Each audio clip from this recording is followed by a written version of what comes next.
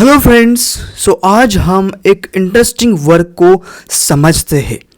Work का नाम है a very old man with enormous wings by Gabriel Garcia Marquez. इस कहानी को हम शुरू करते हैं। तो 3 दिन से लगातार बारिश हो रही थी। आसमान धूसर था, समुद्र उदास था और पेलायो के घर में कीचड़ और बदबू भरी हुई थी।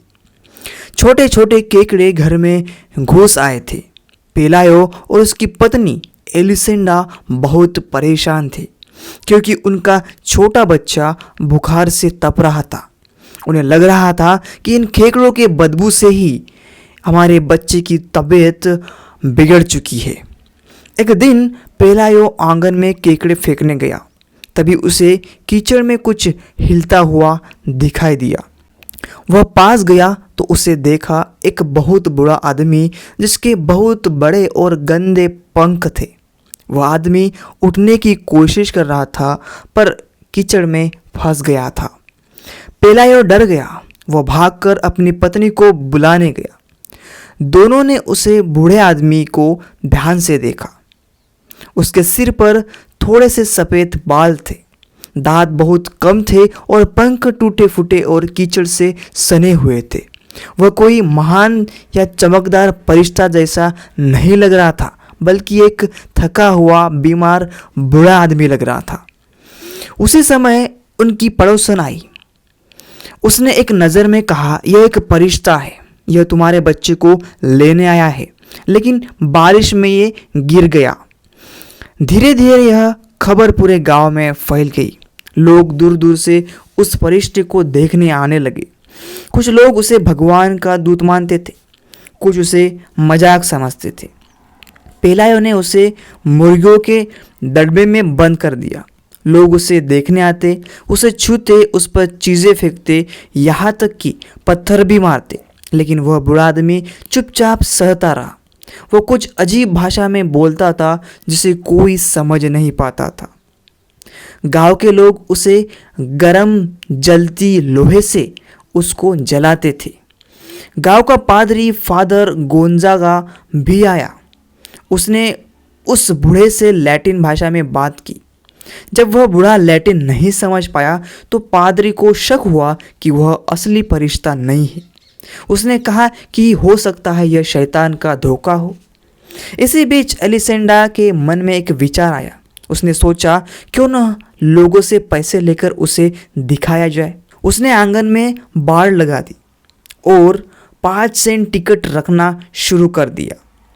अब तो भीड़ और भी बढ़ गई। लोग बीमारियां ठीक कराने आने लगे। कोई अंधा था, कोई लंगड़ा था, कोई दुखी था। वे उम्मीद करते थे कि यह फरिश्ता चमत्कार करेगा। कुछ अजीब चमत्कार हुए भी, पर वे वैसे नहीं थे जैसे लोग चाहते थे। एक अंधे की आंखें ठीक नहीं हुई, बल्कि उसके दांत उग गए। एक लंगड़ा चल नहीं पाया, लेकिन लगभग लॉटरी जीत गया। लोग निराश होने लगे। इसी दौरान एक और तमाशा गांव में आया।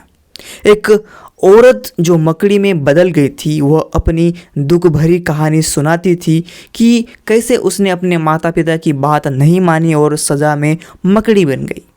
लोग उसकी कहानी में ज़्यादा प्रभावित हुए। अब वे फरिश्तों को छोड़कर उस औरत को देखने आने लगे। धीरे धीरे फरिश्ता भुला दिया गया। पेलायो और एलिसेंडा बहुत अमीर हो गए। उन्होंने बड़ा घर बना लिया, लेकिन वह बूढ़ा आदमी वही पड़ा रहा, कमज़ोर, चुप और अकेला। समय बीतता गया। पेलायो का बच्चा बड़ा होने लगा। वह कभी कभी उस बूढ़े के पास खेलता। फरिश्ता उसे कभी कोई नुकसान नहीं पहुंचाता। सर्दी आई, बूढ़ा और भी कमज़ोर हो गया।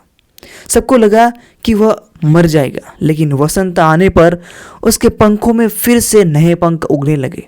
एक सुबह एलिसेंडा रसोई में काम कर रही थी, तभी तेज हवा चली। उसने खिड़की से देखा, वह बूढ़ा आदमी उड़ने की कोशिश कर रहा था।